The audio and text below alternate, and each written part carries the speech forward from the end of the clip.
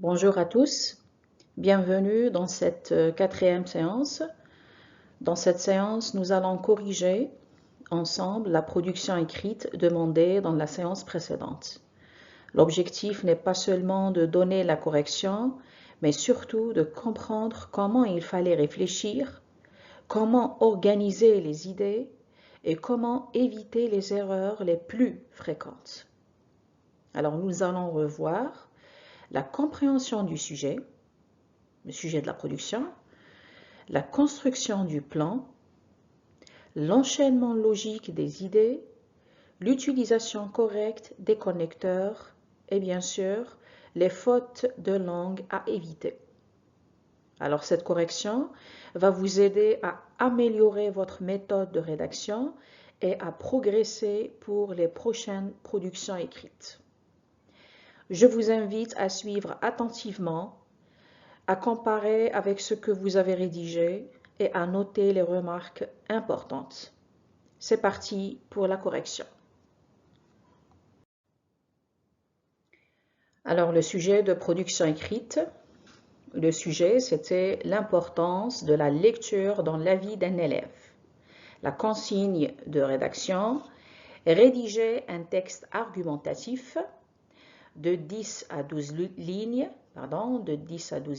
environ, dans lequel vous présentez votre thèse. Dites si vous pensez que la lecture est importante ou non. Donnez au moins 2 arguments pour soutenir votre opinion, ça veut dire pas moins de 2 arguments. Illustrez chaque argument avec un exemple correct. Concluez en confirmant votre thèse.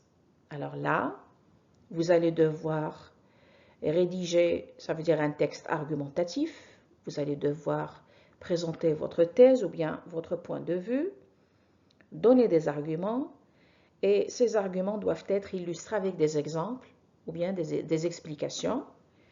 Alors là, il faut comprendre que la vie seule, ça veut dire développer ou avancer seulement la thèse, c'est faux. Hein? Les arguments seuls, c'est faux. Alors, vous devez, ou vous allez, ça veut dire vous devez développer l'avis, votre avis sur le thème proposé et les arguments avec des exemples. Ça veut dire des arguments illustrés ou bien expliqués. Comprendre la consigne. Alors, normalement, qu'est-ce que vous allez devoir comprendre de la consigne? Que le type de texte est argumentatif, le type de texte à rédiger, c'est argumentatif, ça veut dire vous avez rédigé un argumentaire. Alors ce qu'on demande, c'est donner son avis, avancer des arguments illustrés par des exemples.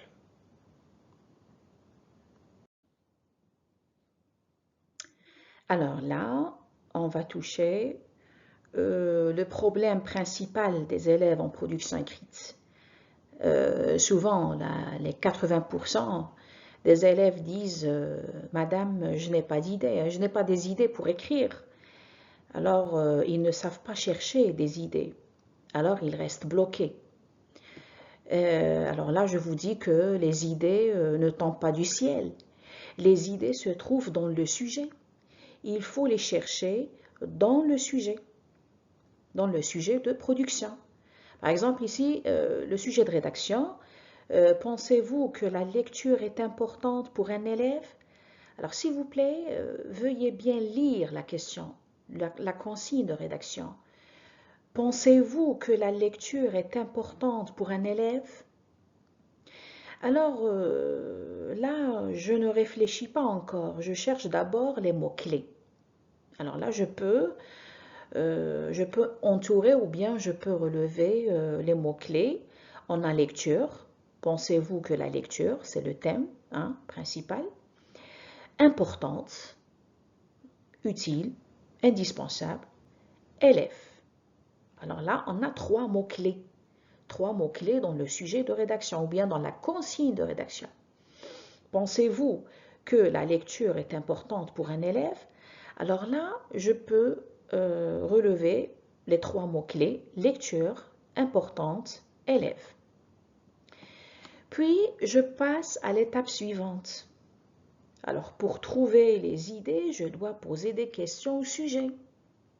Voyez, je dois poser des questions au sujet. Je le dis, je le redis, les idées ne tombent pas du ciel. Les idées se trouvent, je dois les chercher dans le sujet de rédaction. Alors, par exemple, ici, il y a des questions que je peux poser. Alors, en utilisant les adverbes interrogatifs qu'on a vus depuis l'école primaire. Pourquoi? Alors, pourquoi la lecture est importante? Hein? Toujours avec ces mots-clés. Pourquoi la lecture est importante? Alors, essayez de répondre à cette question. Pourquoi la lecture est importante? Là, je peux dire, la lecture est importante parce que tout simplement, elle aide à apprendre. Hein, apprendre des informations, un vocabulaire, apprendre des sujets variés sur plusieurs domaines. Deuxième question, en utilisant le verbe, l'adverbe, qu'est-ce que? Alors, qu'est-ce que la lecture apporte à l'élève? Hein? Par exemple, toi, élève, quand tu lis des textes, en lisant des textes durant l'année scolaire, ces textes, ça veut dire, ces textes, qu'apportent ces textes? Que t'apportent ces textes? Alors, qu'est-ce que la lecture apporte à l'élève? Alors, vous apprenez un vocabulaire, ça veut dire, ça vous apporte un vocabulaire riche, ça veut dire, ça développe votre vocabulaire en langue. Qu'est-ce qu'il développe en lisant? Ça veut dire en lisant des textes, tout type de textes, texte explicatif, texte narratif, texte argumentatif. Alors cela va développer chez vous quoi? Ça veut dire, qu'est-ce qu'il développe en lisant? La lecture, qu'est-ce qu'elle développe en lisant? Tout simplement, la lecture développe une compétence très très importante qui est l'imagination. Et c'est la compétence, c'est une capacité très utile. Hein. Normalement, chaque élève doit la posséder. Regardez, durant les 3 années, première année, deuxième année, troisième année secondaire, on travaille les textes narratifs et souvent les profs vous demandent dans la séance de production écrite parfois d'imaginer la suite d'une histoire.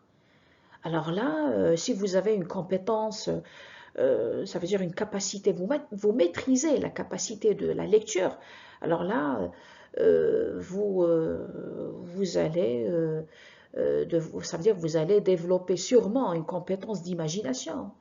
Vous imaginez facilement des textes, des histoires, des scènes, des scénarios. Voilà. Alors, qu'est-ce que ça améliore? Qu'est-ce que ça développe chez un élève, la lecture? Elle développe la concentration. Par exemple, si tu lis en anglais ou bien en français ou bien en langue arabe, tu lis des textes, cela va développer chez vous la compétence, la capacité de concentration. Ça veut dire que tu parviens à bien te concentrer dans un cours de n'importe quelle discipline, hein, soit les langues, soit le français, anglais, ou bien même je parle des sciences dures, par exemple maths, physique. La lecture, elle est importante dans tout domaine, hein, ça veut dire dans tous les domaines, soit scientifiques, littéraires, il faut lire. Hein. La lecture, elle est très importante pour un élève. Dans quoi ça l'aide? Alors, ça veut dire la lecture vous aide à faire quoi? À maîtriser quelles compétences? Tout simplement, un bon lecteur, c'est quelqu'un qui sait produire, soit à l'oral, soit par écrit. Ça veut dire que ça vous aide à développer ou à rédiger des textes ou bien à s'exprimer librement. Vous avez compris? Alors là, j'ai posé des questions, comme par exemple, je répète, pourquoi la lecture est importante? Qu'est-ce que la lecture apporte à l'élève? Qu'est-ce qu'il développe ou qu'est-ce que la lecture développe ou qu'est-ce qu'il développe en lisant? Qu'est-ce que ça améliore? Dans quoi ça l'aide? Alors, la première question, si je dis par exemple, qu'est-ce que la lecture apporte à l'élève? La lecture, tout simplement. Alors là, je vais transformer ces idées en arguments. Alors, je vais transformer ces idées en arguments. Alors, la lecture apporte à l'élève ou développe chez l'élève le vocabulaire. Alors, on va dire tout simplement, la lecture enrichit le vocabulaire. Et voilà, j'obtiens le premier argument. Puisque j'ai l'idée, alors je la transforme en argument. Le premier argument, alors voilà, je l'ai trouvé. La lecture enrichit le vocabulaire. Vous voyez? Deuxième question, qu'est-ce que ça développe? Ou qu'est-ce que ça développe en lisant? La lecture, qu'est-ce qu'elle développe comme compétence chez l'élève? Elle développe, alors là je transforme l'idée à un argument. La lecture développe l'imagination, bien sûr chez l'élève, hein. Elle développe l'imagination. Qu'est-ce qu'elle améliore? Elle améliore la concentration. Vous voyez? Qu'est-ce qu'elle apporte? Elle nous apporte, première question, on a dit pourquoi la lecture est importante? Parce qu'elle aide à apprendre, elle nous apporte, qu'est-ce qu'elle nous apporte la lecture? Elle nous apporte des connaissances dans diverses disciplines, divers sujets, hein. Elle apporte des connaissances, hein, المعلومات. Voilà. Elle aide à mieux parler. Alors, dans quoi ça l'aide, hein? Elle aide à mieux parler, à mieux produire, hein? À mieux bien, ou bien je dis à mieux rédiger. Vous voyez? Très bien. Alors là, je passe à l'étape suivante. Chaque argument doit, ça veut dire un argument sans exemple, c'est un point perdu, hein? Alors, je dois l'illustrer. Par exemple, le premier argument, la lecture enrichit le vocabulaire. Comment je peux l'illustrer avec l'exemple, avec un exemple correct? Alors, je dis tout simplement, l'élève écrit mieux en production. Là, regardez, là, ça veut dire, je n'ai pas passé à l'étape de la rédaction. Là, regardez, j'essaie de relever des idées, ça veut dire j'essaie de répondre à des questions ça veut dire à chaque fois je m'interroge, hein, sur des questions. Je cherche les idées dans le sujet de rédaction. Par exemple, ici, quand je dis la lecture enrichit le vocabulaire, comment je peux, puisque toi, élève, tu as un vocabulaire riche, par exemple en français, bon, un élève qui possède un vocabulaire riche, par exemple en français, c'est un élève qui écrit mieux en production, hein? Ça veut dire qu'il écrit facilement et aisément, hein? L'élève écrit mieux en production. Elle développe l'imagination. Comment on développe l'imagination? Alors, je cherche un exemple. Je viens de le dire maintenant, hein. Tout à l'heure, il imagine des scènes, des personnages. Ça veut dire que tu peux imaginer des scènes, des scénarios, la suite d'une histoire. Voilà. Elle améliore la concentration. Il comprend mieux les leçons. Hein, ça veut dire si tu maîtrises très bien la discipline, si tu maîtrises par exemple très bien le français, tu vas comprendre mieux le cours chez le prof de français, hein. Voilà. Elle apporte des connaissances, ou bien, ça veut dire là, quand je parle de la concentration, c'est toujours nos élèves nous demandent, nos profs de français, de traduire en arabe. Madame, s'il vous plaît, on n'arrive pas à comprendre le français. Essayez de traduire les cours en arabe, mais désolé, hein, le cours de français, c'est un cours de français, hein. Ça veut dire, c'est le cours là où normalement vous allez devoir développer la compétence d'écouter en français, d'écouter votre prof parler en français, d'enrichir le vocabulaire en français, de lire en français, d'écrire en français. Si tu lis beaucoup, tout simplement, si vous lisez, s'il vous plaît, je le dis à mes élèves, si vous vous creusez la tête pour lire des textes, alors là, vous allez parvenir ça veut dire à bien comprendre le cours en français. et ça améliore la concentration. Ça veut dire que tu vas comprendre mieux les cours en classe. Alors, elle apporte des connaissances, ça y est, on a fini. Oui, oui, elle apporte des connaissances. Comment la lecture apporte des connaissances? Il apprend des informations nouvelles. Hein? À chaque fois quand on lit un texte, à chaque fois quand on lit, par exemple, un ouvrage, un livre, un texte, qu'est-ce qu'on apprend? On apprend des informations nouvelles. Hein? Elle aide à mieux parler, bien sûr. Il s'exprime facilement à l'oral. Voilà.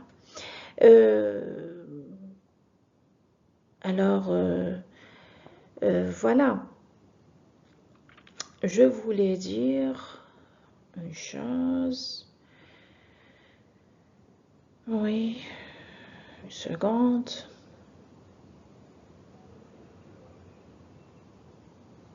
Voilà. Alors, là, j'insiste sur un point très essentiel. Pour trouver les idées, il faut se poser des questions. Ça veut dire qu'il faut savoir se poser des questions. Vous savez, chercher les réponses dans le sujet de rédaction, dans la question. Ça veut dire que tu te poses les questions à toi-même et essayer de répondre à ces questions pour relever les idées et transformer ces idées en arguments. Si vous voulez, ça veut dire une fiche méthode de comment chercher les idées. Je vais, ça veut dire vous l'envoyer ou vous allez le trouver dans la description sous forme de fichier PDF. Alors vous cliquez et vous trouverez dans le fichier PDF, dans la description de la vidéo, une fiche méthode de comment chercher les idées. Ça veut dire ce que je le dis oralement maintenant, ça veut dire comment vous cherchez les idées pour écrire, pour rédiger une rédaction ou bien un texte argumentatif ou bien explicatif ou n'importe quel type de texte. Alors, la fiche méthode existe dans le fichier PDF. Très bien. Alors, pour écrire un texte argumentatif, vous devez respecter le plan suivant. Alors, le plan à respecter pour rédiger un texte argumentatif, vous allez devoir passer par l'introduction, dans laquelle vous avancez le point de vue, votre thèse. Développement, qu'est-ce que vous allez devoir développer? Développer des arguments, plus les illustrations ou bien des explications. Et la conclusion, c'est là où vous confirmez votre thèse. Alors là, je vous présente, ça veut dire une rédaction modèle, mais avant ça, ça veut dire je vous fais des remarques. Les fautes commises par les élèves ou bien les erreurs commises par les élèves, ce sont des fautes ça veut dire d'orthographe, de grammaire, de cohésion des idées. Ça veut dire qu'il y a des élèves qui ne savent pas encore utiliser l'expression d'opinion, comme par exemple je vois ou selon moi. Alors toujours là, je dis à l'élève où est la vie, où est la thèse, où est votre thèse. La thèse doit être précédée toujours par une expression d'opinion ou bien un verbe d'opinion. Par exemple ici je dis je vois ou bien je pense que la lecture occupe une place très importante dans la vie de l'élève. Là je suis d'accord que la lecture occupe une place très importante dans la vie de l'élève. Il y a des élèves aussi ne savent pas utiliser les introducteurs d'arguments. Attention, d'abord, ou bien tout d'abord, c'est pas tout d'abord. Attention, il y a les élèves qui ne distinguent, ça veut dire qu'ils font de la confusion entre le O et le OU. Attention, ça veut dire c'est une erreur phonétique, ça veut dire ça devient une erreur d'orthographe. Les introducteurs d'arguments, pourquoi on les appelle des introducteurs d'arguments? Parce que ils précèdent, ils introduisent des arguments, comme par exemple d'abord, ensuite, de plus, enfin. Regardez là, je les ai écrits en rouge. Il y a des élèves qui ont avancé seulement des arguments, ça veut dire ils ont justifié bien sûr leur point de vue avec des arguments mais sans exemple. Regardez ici, si vous avez remarqué les signes de ponctuation, après chaque argument, j'ai mis 2 points et ça veut dire on sait tous que après les 2 points, toujours je mets une explication ou bien un exemple. Souvent, je trouve après les 2 points un exemple ou bien une explication. Il y a des arguments, ça veut dire il y a des arguments qui ne sont pas expliqués. Et pour introduire un argument, je dois utiliser des formules comme par exemple, comme exemple, ainsi de suite. Voilà, les idées aussi, il y a des élèves, mais ça veut dire, je voyais ou j'ai constaté des idées qui sont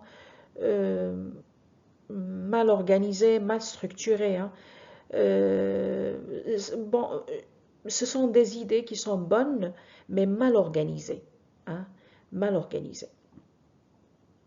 Alors, et regardez aussi, il y a des élèves qui n'ont pas développé la conclusion, ça veut dire qu'ils n'ont pas confirmé leur thèse. Alors, pour toutes ces raisons, je juge, et aussi dans la...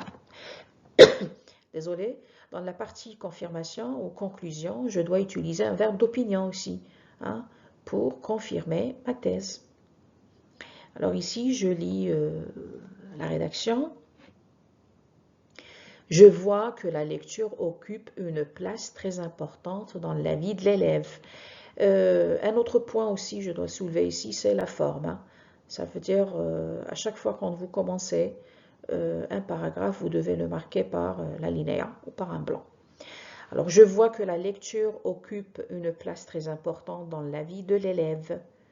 D'abord, virgule, la lecture enrichit le vocabulaire de l'élève. Le premier argument. 2 points.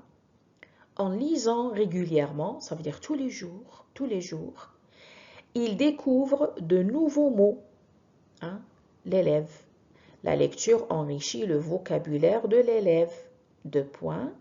En lisant régulièrement, ça veut dire tous les jours, on voit l'élève. Il découvre de nouveaux mots qu'il peut utiliser dans ses productions écrites. Point.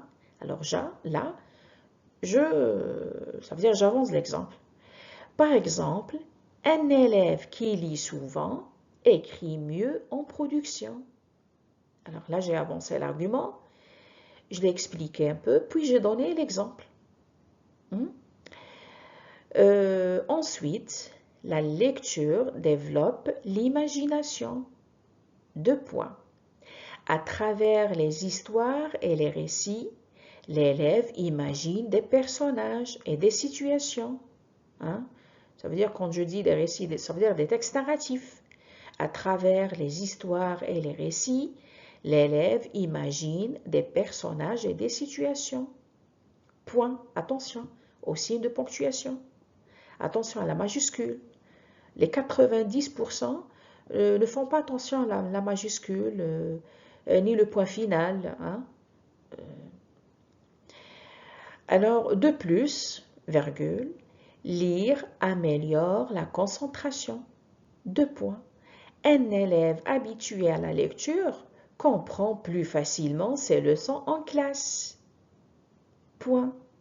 Enfin, virgule, la lecture apporte beaucoup de connaissances dans différents domaines, comme exemple, comme l'histoire, la science et la culture générale.